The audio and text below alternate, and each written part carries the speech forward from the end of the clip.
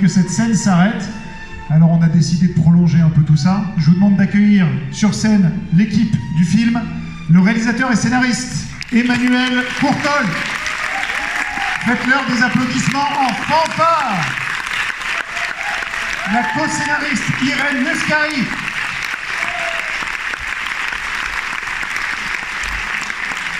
Et le duo du film, Benjamin Laverne et Pierre Lotin.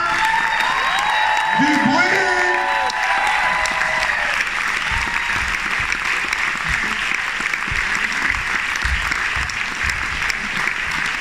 Bonsoir. Merci. Bonsoir. Alors n'hésitez pas à vous avancer vraiment là où il y a le bout de gaffer, comme ça vous êtes bien dans la lumière. Merci voilà. beaucoup. L'équipe de En Fanfare, des applaudissements s'il vous plaît, vraiment mérités. Merci.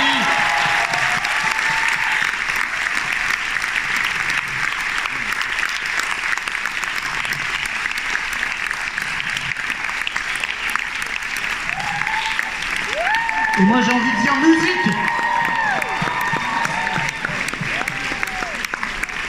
Voilà. Qu'est-ce qui se passe? Alors, on l'a pas vu venir non plus. J'ai une surprise. Qu'on se met au dos.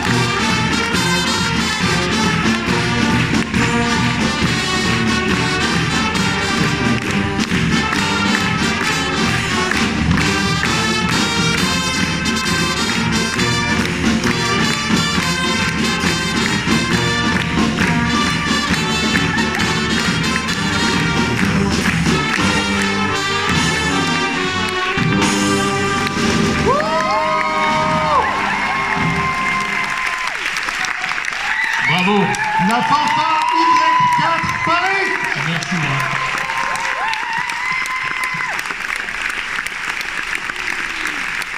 C'était trop bien.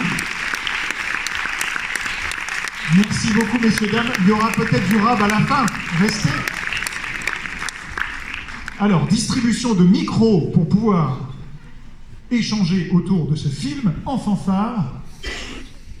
Comme d'habitude, n'hésitez pas avec vos questions. Le but du jeu, c'est de vous laisser la parole, mais c'est une tradition. Je lance toujours la première, parce qu'il faut toujours lancer la première question. Je sais que le film connaît un parcours formidable depuis le Festival de Cannes. Voilà, il y a eu Cannes, il y a eu plein de festivals, il y a eu une tournée d'avant-première qui commence et tout ça. Comment vous traversez ce retour émotionnel phénoménal que vous renvoie le public ? Je dirais en fanfare, parce que d'abord, dans toutes les avant-premières, on est accompagné quasiment partout en France. et même à l'étranger, parce qu'on a fait quand même beaucoup de festivals. Mais on ne s'arrête pas à chaque fois. Enfin, c'est une émotion de retrouver d'abord un ensemble comme ça, les cuivres qui nous font vibrer et tout, et puis l'accueil du public. Donc c'est un parcours qui pourrait continuer encore un moment, même si on est un petit peu entamé quand même, parce qu'il y a beaucoup de dates et beaucoup de déplacements. Mais voilà, quand on est accueilli comme ça nous galvanise. Et voilà, maintenant on attend la sortie. Et voilà, on va bientôt aller dans le Nord, où là, on a un gros morceau qui nous attend, parce qu'on va faire une quinzaine de villes en 3 jours, avec la fanfare du film. La fanfare du film qui va nous suivre, voilà, qui sera en quart et qui va nous accompagner dans toutes les salles où on va présenter le film. Donc ça va être très très joyeux, je pense. Voilà. Alors, est-ce qu'il y a une première question? Non, c'est vous. Là, alors, direct, ça part. N'hésitez pas à vous présenter, toujours le prénom. Ça marche. Bonsoir, je m'appelle Maxime, j'ai 26 ans. Déjà, bravo et merci pour le film, puisque j'ai adoré, c'était trop bien. Et j'ai une question pour les 2 comédiens.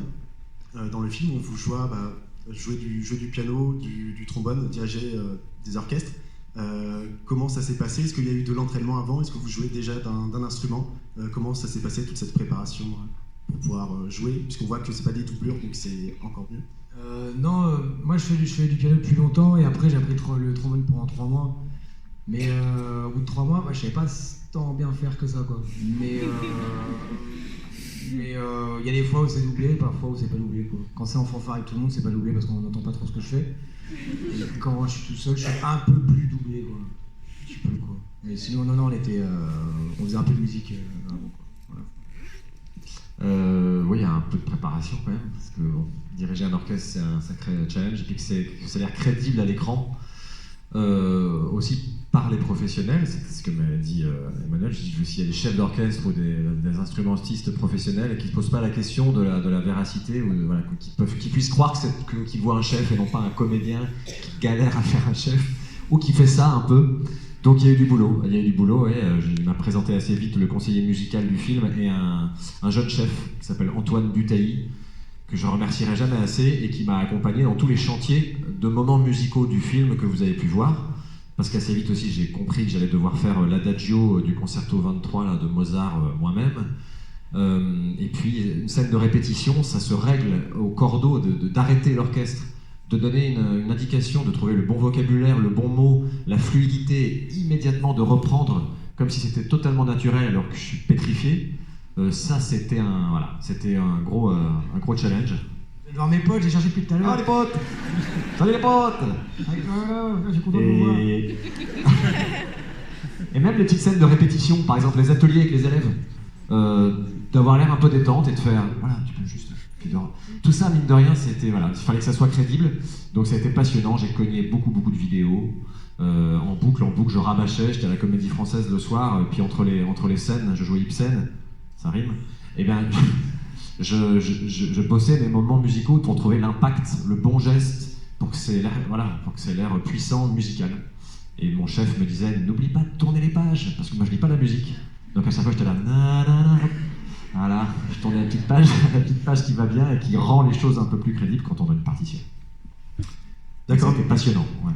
Merci beaucoup. Et j'ai une question pour Emmanuel.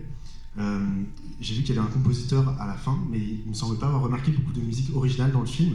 Est-ce que c'était un choix ou c'est quelque chose que j'ai juste pas remarqué? Merci.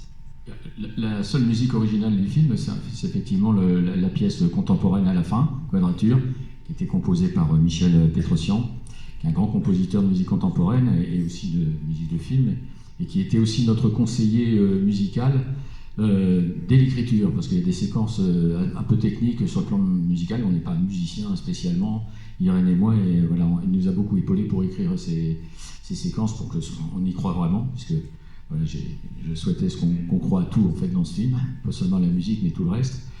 Et il n'y avait pas la place pour faire une musique ou une bande originale. On a essayé avec Michel, on s'était dit, il y a peut-être des petits espaces comme ça de ponctuation musicale. En fait, ça ne marchait pas. C'était mieux sans, donc on n'a rien fait. Lui, il aurait bien aimé, mais bon, je lui ai dit, ce sera pour une prochaine fois. Voilà. Merci. Avant de prendre une autre question, j'ai un petit test pour montrer que Benjamin a bossé. Juste avant qu'on vous rejoigne, on a mangé des sushis. Allons. J'ai récupéré des baguettes. Oh là là, mais qu'est-ce que c'est que ce Qui jeu dit baguette dit diriger l'orchestre. Moi, je joue pas Bien le trombone. sûr. Hein. Oui. Ah, je sais pas le trombone. Hein. Quelle idée épouvantable. Quelle idée épouvantable. Vraiment, quelle gênance absolue. Alors, je vais vraiment niquer ma carrière. Attends. Pour voir le... Parce que... Ce sont des pour voir le baguettes de geste. sushi. Je sais pas ce que c'est comme bois. Du bois de cagette. Alors, je ne sais pas. Qu'est-ce qu'il faut que je fasse? Enfin, on va diriger la fanfare. Ah, voilà, je suis ton Bien clown. mettre les dents dans la clown. merde. Ton petit clown. Alors, Non. diriger la fanfare. En plus, on ne se connaît pas du tout. Qu'est-ce qu'on fait, les gars? Antoine, au secours. Qu'est-ce qu'on fait? Au secours. Qu'est-ce qu'on fait? Tu vas bien? On fait semblant de se connaître. Comment ça va, mon vieux? Ça va? La famille? Oui. Parce que moi j'ai vu Benjamin faire en coulisses et il y a vraiment le geste. Il y a vraiment un truc, vous allez voir, même avec des bâtons de sushi, ça marche. Peut-être, histoire que ce soit cool et qu'il soit pas tout seul à être un peu dans la mouise, on peut refaire le chant d'Emmenez-moi et il va vous diriger. Voilà, je suis la marionnette de tout le monde, apparemment. Ils sont vraiment dans la combine.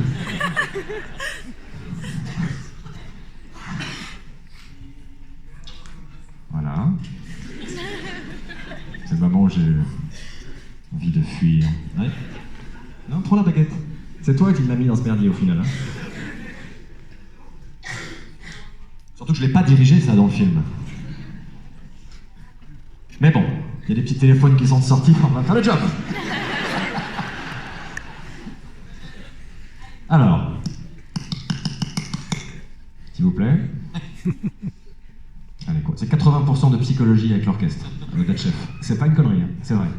Il faut savoir se les mettre dans la poche, les séduire et surtout les convaincre et être admiré. Voilà, comme le public. Alors, voilà, je gagne du temps, comme ça je gagne du temps. Allez, 3, 4.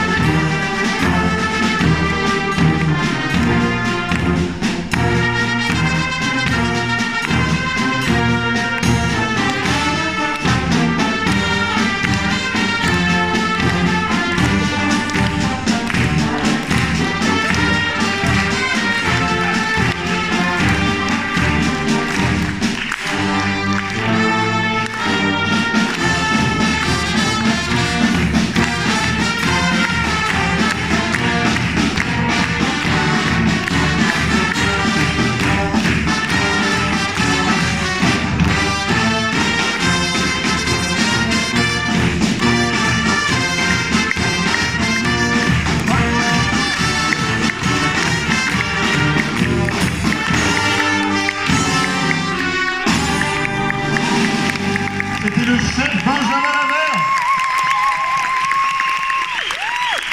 Le premier concert à la baguette de sushi. Attends que Pierre nous sorte une petite note au trombone. Non? Allez, Pierre va nous sortir une petite note au trombone. Allez, un trombone, bah si chacun se fait humilier à sa façon. Alors, sors-nous une petite note, Pierrot. Une baguette, ça fait pas de son, on s'en fout. Eh ouais, mais c'est une belle fichage, je t'assure. Alors, Plus en faire, fais chier, je vais faire une note. Et si j'arrive à la faire, je fais l'avion après. on a le track tous.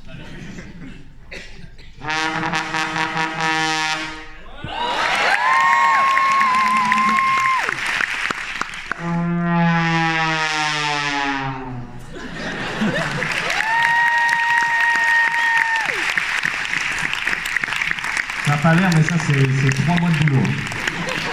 Je défie quiconque de sortir un son aussi qualitatif. Et j'étais doublé en vrai. c'est vrai. Voilà. Est-ce qu'il y a d'autres questions? Je crois qu'on s'est tout dit. Si vous mettez pas 4,4 avec ça. Alors.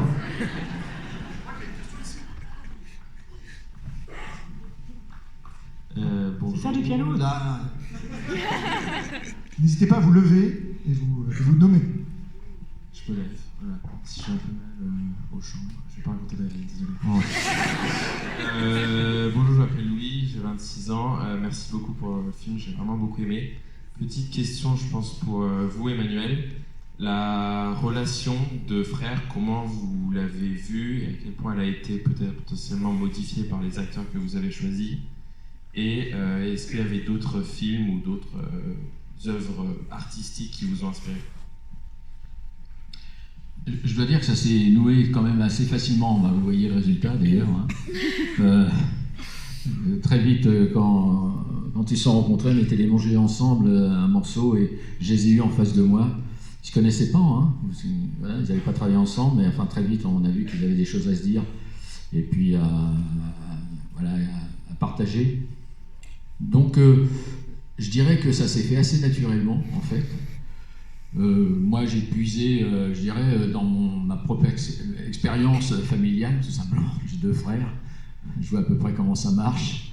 Et puis voilà, c'est vrai que les frères, voilà, c'est une constante dans le cinéma, c'est un cinéma presque à part. Hein. Je pense à James Gray par exemple, voilà, il y a des films qui sont inspirants dans ce domaine-là. Et d'ailleurs, le premier film que j'ai fait, qui s'appelle Cessez-le-feu, était une histoire de frères aussi. Et les 2 frères, c'était Romain Duris et Grégory Gadebois. Et voilà, c'était l'histoire de 2 frères après la Première Guerre mondiale. 2 frères c'est une histoire de retrouvailles. Donc voilà, ça s'est fait, je dirais, naturellement. Et peut-être pour compléter, Irène, parce que vous avez travaillé sur, co-scénariste, vous avez travaillé sur la psychologie des personnages, vous avez aidé à affiner, à denteler tout ça, parce que ce film, c'est vraiment de la dentelle. Comment vous avez, quel a été votre rapport au scénario et votre travail sur cette relation? C'est une question difficile de départager, en fait, l'apport de l'un et de l'autre. Quand nous, on écrit surtout, parce que nous, on écrit vraiment à 4 mains, on écrit au même moment, le texte est entre nous et on écrit ensemble au même moment, on ne se le passe pas, en fait, hein, comme on fait d'habitude. Donc, c'est difficile de dire ce que j'ai apporté. Oui, effectivement, j'ai, disons de manière très concrète, apporté l'idée de la leucémie, mais tout simplement parce que ça fait partie de mon histoire. Après, tout ce qui a été écrit, c'est le fruit d'un échange constant entre deux, c'est-à-dire une idée qui, lui, il trouve plus ou moins bien, et puis on la travaille ensemble, et puis ce qui reste à la fin, c'est toujours le mélange entre les deux, en fait. Donc c'est difficile de dire...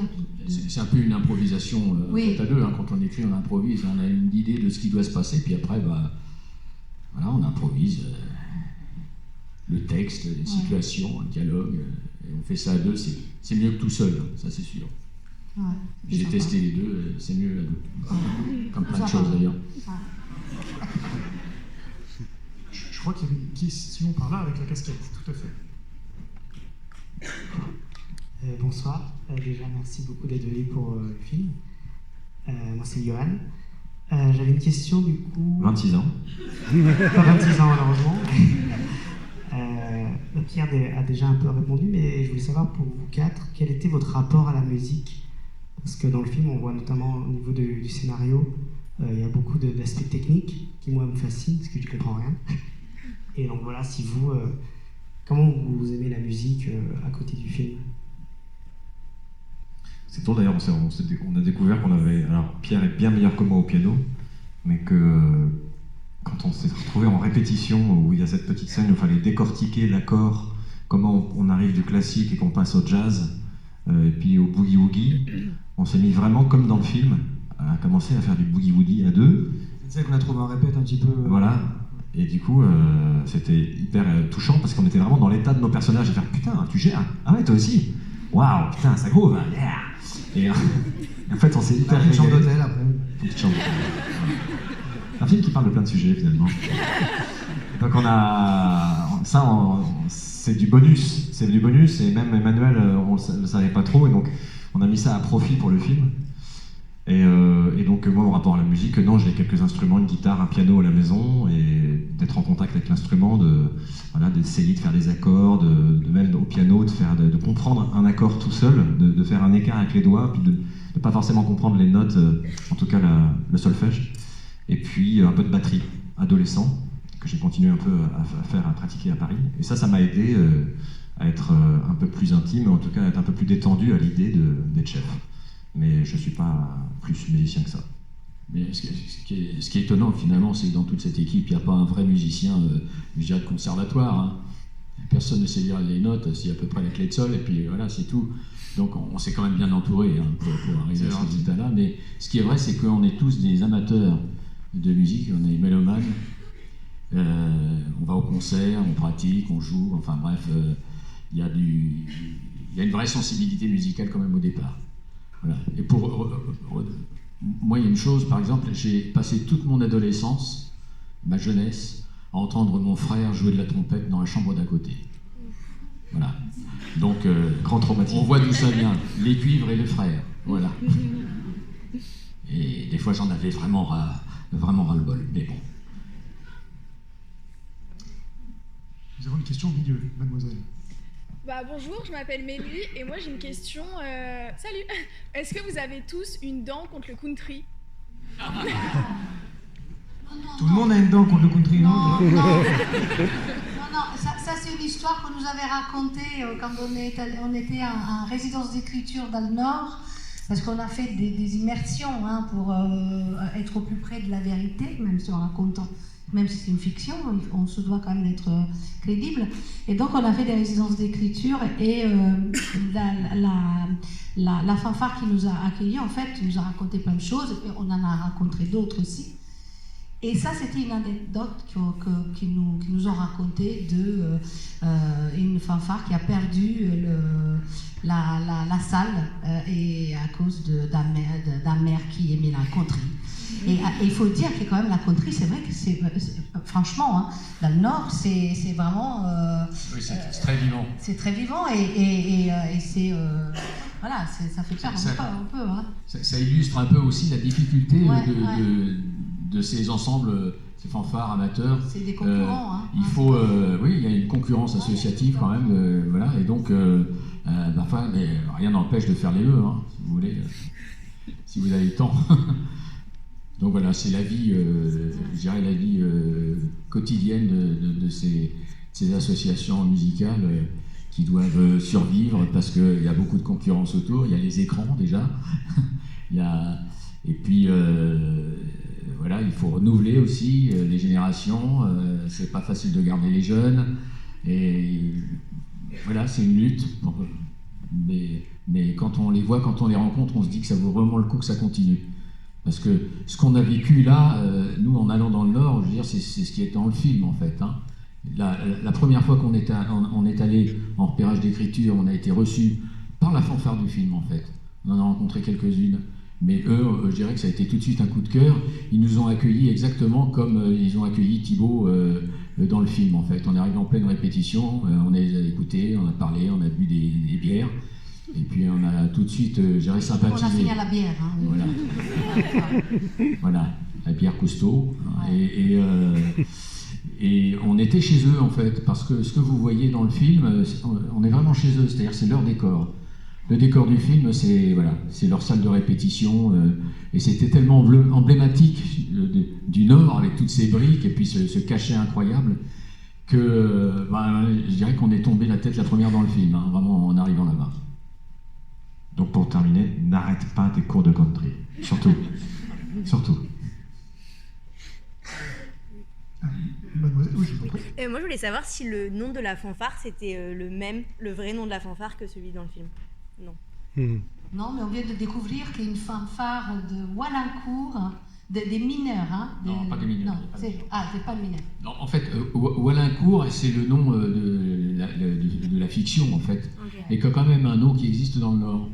Donc, voilà, la vraie ville, enfin, c'est la fanfare des mineurs de l'Alain, parce qu'il y avait des mines avant, à l'Alain, il y avait 2 puits, je crois, et donc, ça, c'est ce qui reste du pays minier, en fait. Il n'y a plus de mines, il n'y a plus de mineurs, mais il y a encore des fanfares. C'est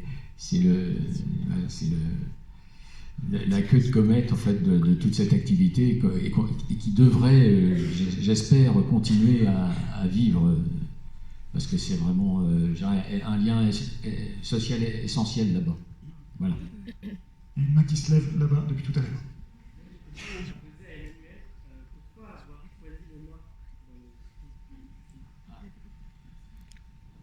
Déjà parce que le Nord, en fait, c'est vraiment c'est une terre de fanfare, de musique, justement, c'est un peu l'héritage dont je parlais, et que c'est aussi un décor et des gens, et que pour moi, ça se rattache beaucoup à la tradition, parce que c'est ça, j'ai une filiation avec ça, je dirais au moins des affinités, avec ce qu'on sait de la comédie sociale anglaise, en fait. Et cette atmosphère qui est dans le décor et aussi dans le rapport social qu'ont les gens, il y a beaucoup de solidarité, beaucoup de chaleur. Il n'y a pas dans le sud. Non, je déconne. Pas toujours. Sud-Est, hein. J'arrête de parler. Non, voilà, donc moi je me sentais à l'aise là-bas, et puis c'est ce qui nous a amené tout de suite là-bas. Et on a essayé de traiter ça déjà dès l'écriture avec beaucoup de, je dirais, de bienveillance et d'authenticité. Voilà. Je ne sais pas s'il y a des gens du Nord parmi vous. Et d'éviter les clichés. Voilà, on s'est attaché à éviter les clichés et une certaine condescendance qu'on peut retrouver parfois. En général, les témoignages des nordistes sont plutôt en notre faveur. Si vous... Ah, ouais, je vois un pouce levé, c'est bien. Il y a deux. Merci. On a plein de questions. Je vois plein de mains qui se lèvent. Bonsoir. Félicitations, le film est très réussi à mon sens. Il est très réussi parce qu'il est touchant, il est bien écrit et il est bien interprété. Et du coup, je trouve qu'il traite de beaucoup de thèmes, notamment celui de la réussite et les échecs dans la vie. Et je voulais savoir au niveau de l'écriture et au niveau de l'interprétation si c'est quelque chose qui fait beaucoup écho à votre parcours et comment ça vous a aidé pour l'interpréter. Thierry, 26 ans. 27, si je peux me permettre.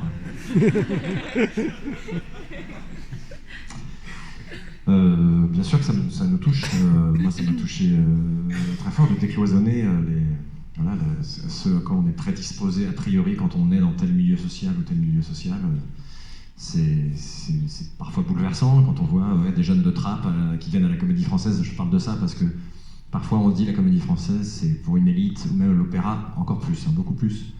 Mais de se dire qu'il faut oser passer le pas, en fait, se l'autoriser, de se dire c'est peut-être pour moi aussi.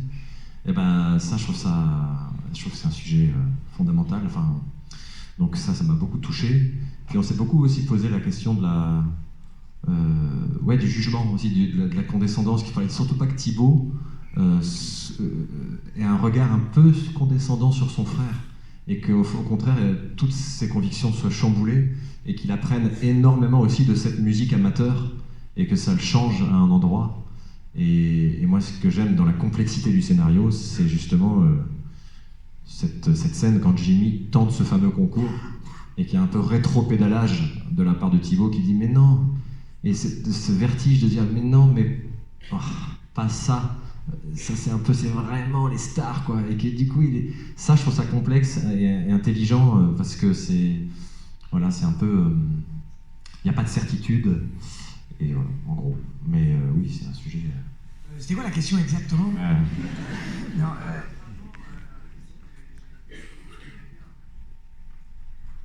j'ai pas trop répondu à ça, moi. Dans la vie, il y a des échecs et que parfois il n'y en a pas. Et du coup, on se nourrit des deux. Et du coup, ça fait qu'on avance entre l'échec et la réussite.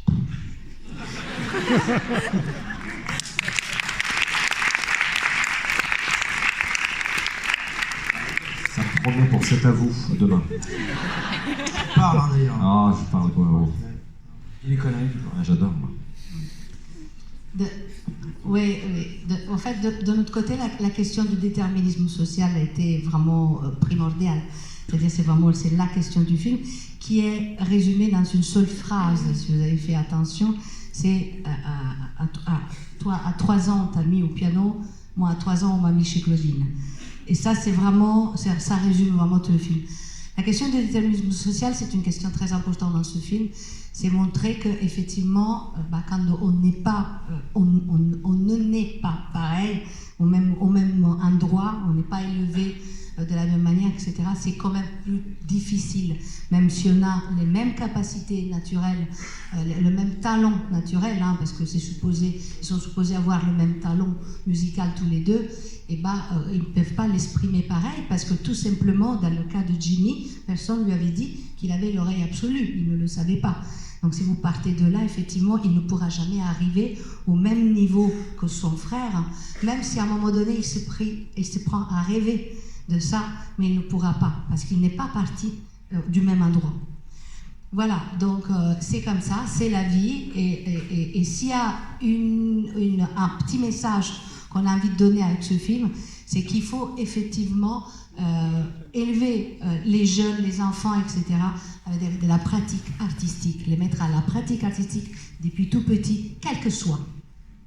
Parce qu'il y a toujours un talent dans chacun de nous, qui n'est pas le même, mais il y a toujours un talent. Voilà, c'est la seule chose qu'on peut dire. Et si tu as commencé dans les gradins, ça t'empêche pas de pouvoir atterrir sur le podium. Voilà.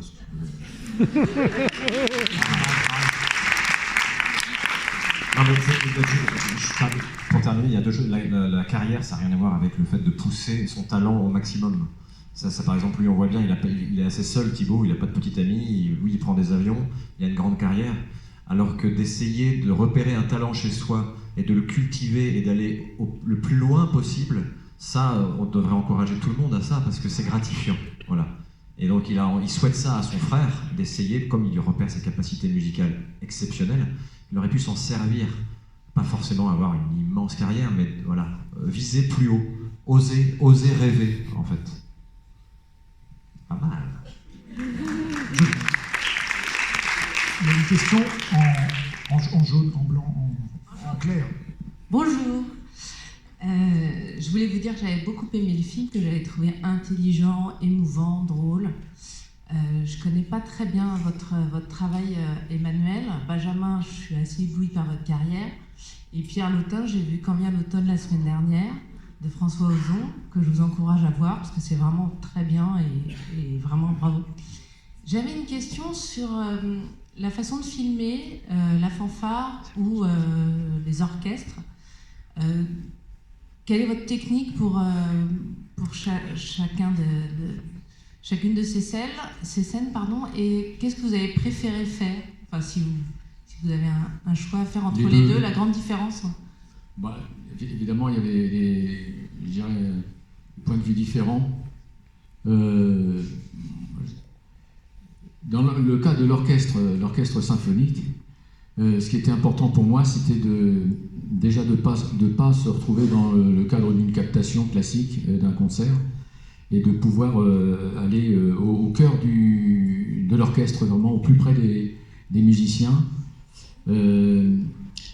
et de voir de près leur rapport au chef d'orchestre, puisque cette première séquence, par exemple, avait, je dirais, pour fonction, entre autres, d'imposer vraiment la figure du chef d'orchestre à travers le travail de Benjamin, pour que ce soit indiscutable, je dirais, pour la suite du film.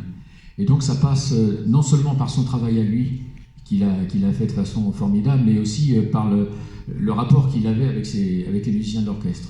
Voilà. Alors donc ça voulait dire qu'on est allé à 2 caméras, on est allé très très près des instruments, des instrumentistes, des instruments aussi, et d'ailleurs on a retravaillé ça après au son, en post-production, de façon à ce qu'on puisse retranscrire, évoquer un petit peu ce que c'est que d'être dans un orchestre.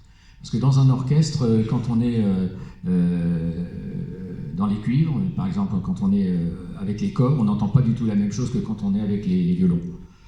Parce que l'environnement immédiat est différent. Et donc, vous voyez, en post-production, au son, on a souligné les instruments qui étaient les plus proches de nous, pour donner une espèce de relief comme ça.